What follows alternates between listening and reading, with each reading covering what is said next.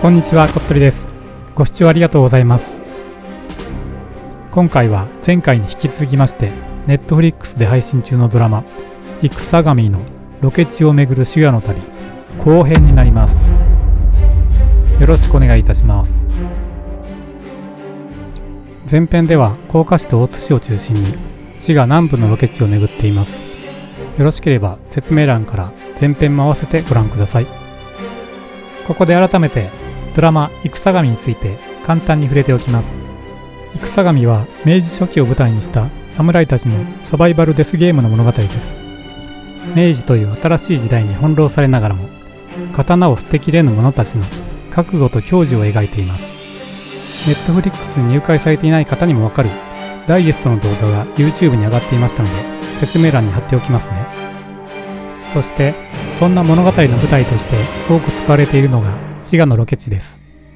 全く目立ちませんが国宝の数でも京都、奈良、東京、大阪に次いで全国5位。古くからの日本の風景が今も日常のすぐそばに残っている県なんです。ちなみにイクサガミ原作者の今村翔吾さんも現在は滋賀に拠点を置いて活動されている作家さんなんですよ。では早速行ってみましょう。後編最初の舞台は東近江市にある太郎坊さん。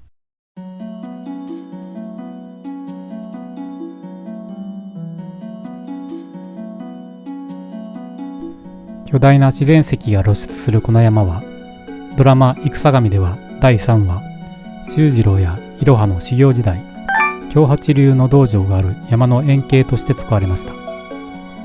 この山の上にあるのが太郎坊宮こと阿賀神社。創建はおよそ1400年前とされる古社で本殿は巨大な岩の上に建てられています。ここは昔私が通っていた高校の近くで部活では学校から走ってきてそのまま石段を山の中腹まで駆け上がるトレーニングをしていました。帰り道で足がつった覚えがあります。ちょっと苦くて懐かしい思い出です。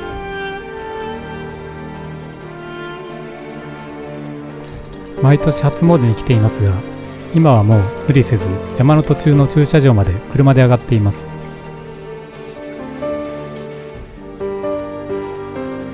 ただ途中からでも結構階段きついんですよ。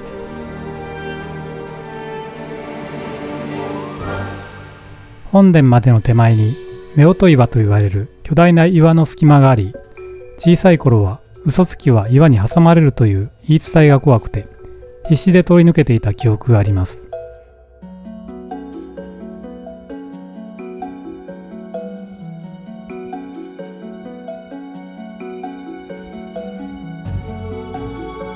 将軍の神様としても知られていて金メダリストの吉田沙保里さんをはじめアスリートの参拝者も多い場所です。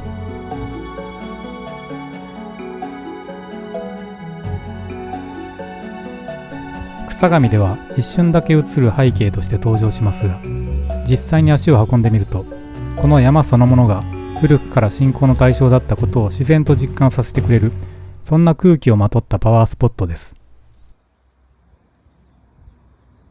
この太郎坊さんを背にして次は百済寺へと向かいます。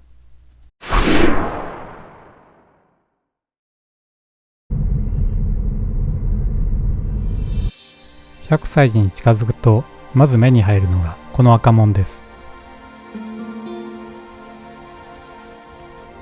ここはもともと百済寺の参道の入り口にあたる山門。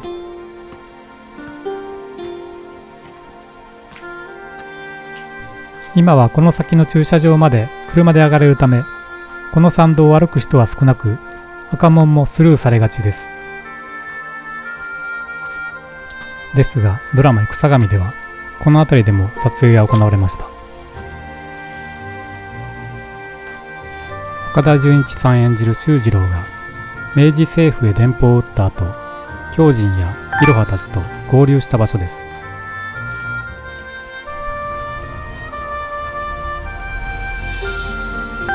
このお地蔵さんあたりで東出昌大さん演じる狂人たちが修次郎を待っていましたね。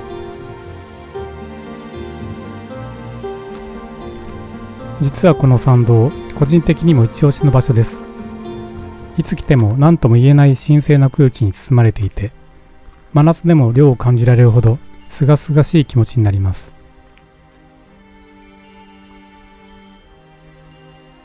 ちなみにこの赤門から歩いて上の駐車場まで特に配管料はかかりません。森林浴にもぴったりです。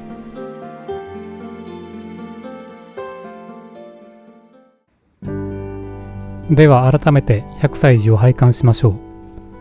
ここ百済寺は鈴鹿山脈の西の麓にある3つの天台宗寺院古東三山の一つ、西暦606年聖徳太子によって建立されたと伝わる古刹です。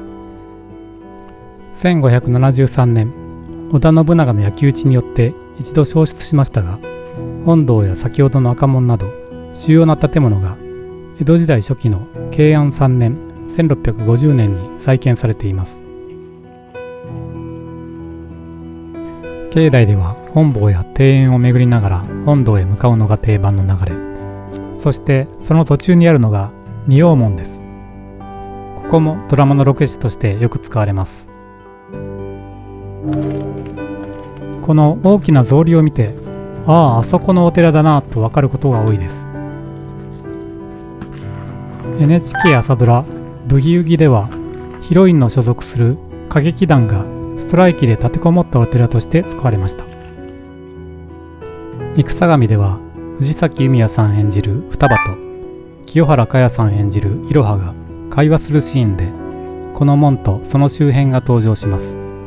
画面に草履の印象はなかったので撮影時には外されていたのかもしれません。いろはが石段を上がっていくアングルはこんな感じでした。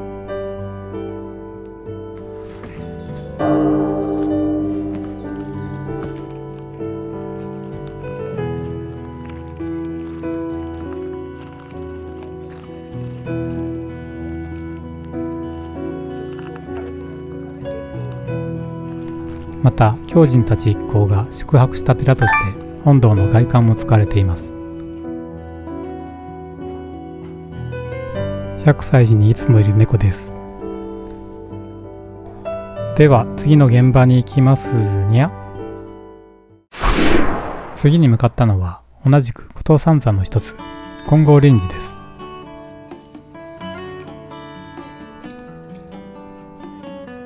こちらは行基菩薩によって741年に開山したと伝わるお寺です。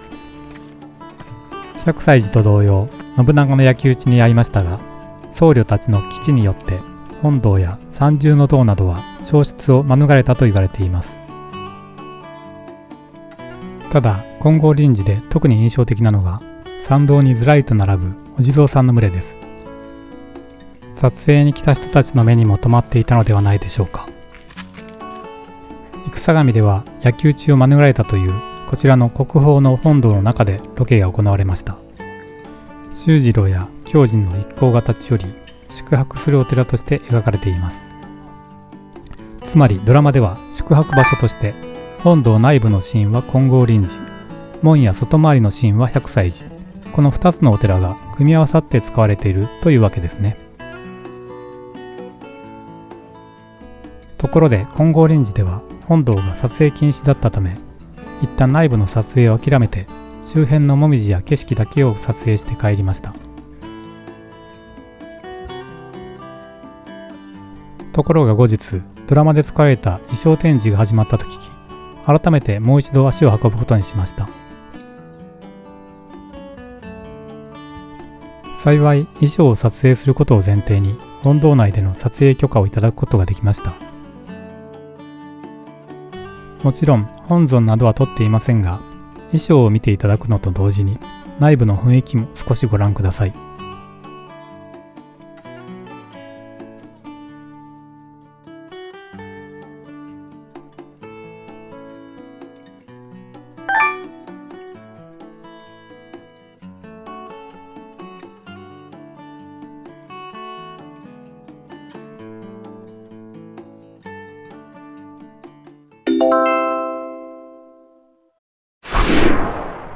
次に紹介するのは近江八幡。ここはもう完全に私の地元です。この八幡堀は時代劇のロケ地としてはもう定番中の定番。NHK の朝ドラをはじめ鬼平犯科帳や必殺シリーズ、そして BS 時代劇まで数えきれないほど使われてきました。中でもやはり印象的なのは流浪に剣心。この八幡堀界隈は剣心がいる神谷道場の近所の風景として描かれていて、いわばルロケンのホームのような場所でもあります。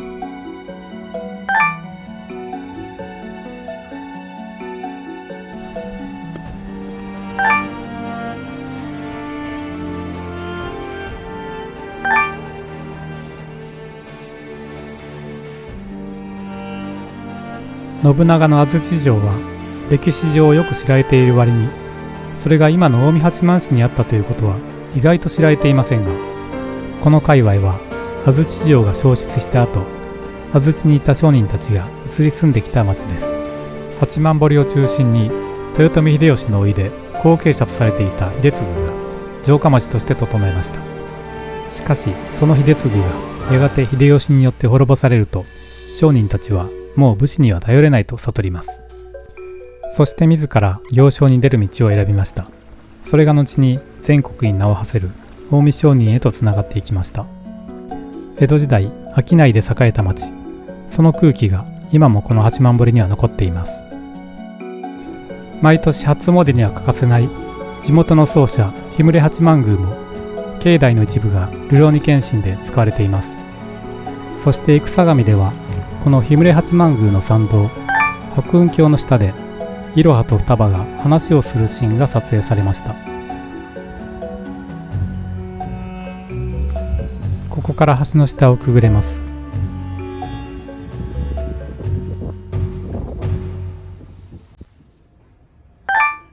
どうしたらいろはさんのように強くなれますか？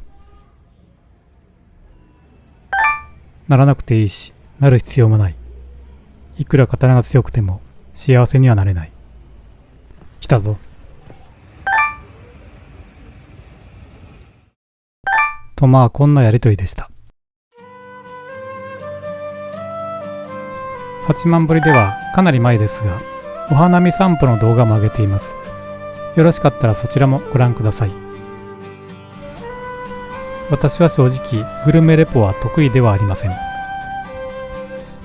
でもこの界隈には好きなお店がいくつかあって、今回はその中から一つ立ち寄ってみることにします。堀からもほど近い古い町並みの中に少し変わったハンコ屋さんがあります。実はこのお店、古民家を改装したカフェレストランも営まれています。ココアンさんです。ご主人は3代目を継がれたハンコ職人であり書道家。カフェの方は主に奥様が切り盛りされているようです。落ち着いた雰囲気で料理も美味しく、地元でも人気のお店。特にランチタイムは予約して行かれることをお勧めします。以前 NHK の朝ドラ満腹で主人公の家族がハンコ屋を営むシーンがありましたが、実はその際ハンコ制作の指導をこちらのご主人が担当されたそうです。お店の詳しい情報は説明欄にも載せておきます。近江八幡は他にもまだまだいろいろな切り口で紹介できる街です。今後も機会があれば動画で取り上げていこうと思っています。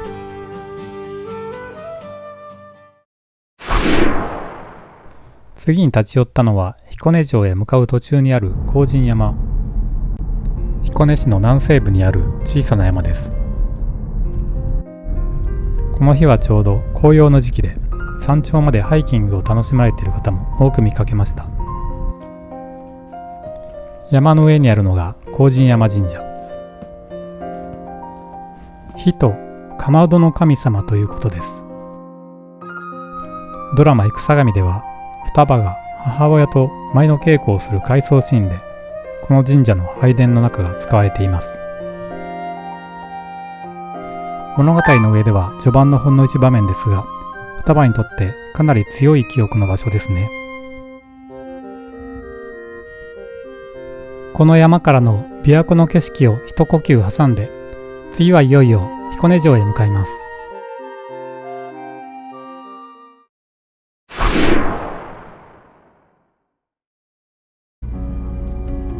今回のロケ地巡り最後の場所が彦根城です。彦根城も生相模の中でいくつかの重要な場面に使われています。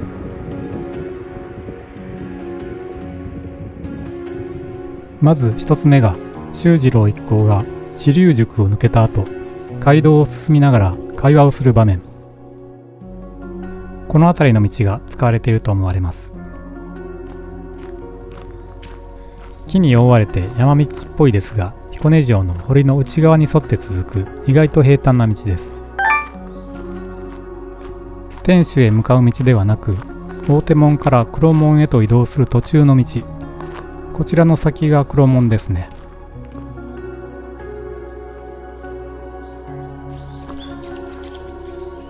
そしてこちらが大手門側、そしてこの道の続き、大手門側に広がっているのが梅林。ここがもう一つの重要なロケ地です。生相模では三浦新さん演じる大久保利通が馬車で出発し暗殺されるという非常にショッキングな場面が撮影されました。映像では少し道がカーブしてたイメージなので、この辺から捉えたのでしょうか。最初は城の周辺なので入場せずに行ける場所だと思っていたんですが、どちらも実際には内堀の内側、城内に入場しなければたどり着けない場所でした。しかも天守閣へ向かう上り坂とは別のこちら側になります。彦根城には何度も来ていますが、天守へ向かわずこの2つのロケ地だけを目指して歩くのは今回が初めてでした。この梅林も梅の季節以外はほぼ人が来ない場所だと思います。そしてここでちょっと興味深い話なんですが、彦根城では映画「るろうに剣心」でも同じく大久保卿暗殺のシーンが撮影されています。場所は内堀と外堀の間、玄宮園のこちらの長い塀の前、この辺りです。こちらは入場しなくても来れる場所です。生相模の梅林とはちょうど城の反対側にあたります。ほんの少し場所が違うだけで画面の印象もだいぶ変わりますが、同じ彦根城の天守を挟んで南西側と北東側でまさか同じ人物の暗殺シーンが描かれるとはって感じです。そして玄宮園の近くには彦根藩主大老井伊直弼の像が立っています。思えばこの方もまた暗殺によって命を落とした人物でした。この辺りで少し物騒な話が続いてしまったので、最後はこの話題で明るく締めたいと思います。岡田さんのエピソードで彦根城で撮影したんです。城君が前日、新之助が前日、ホテルでなんかあんまり寝れなくて肩が重いんですみたいなこと言ってて、オカルトみたいな幽霊とかついてんじゃないのって言ってたら、岡田さんがボソッと彦にゃんだって言っていや皆様こんにちは、彦根市のキャラクター彦にゃんです。どうぞよろしくお願いいたします。ということで最後はやはり彦根城といえばというこの方に登場いただいて、和やかな雰囲気にしていただきました。少々お待ちください。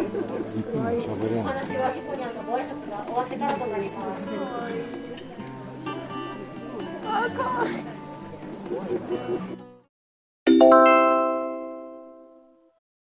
生相模のドラマの方は順調に大ヒットして、早くも続編の制作が決定したそうです。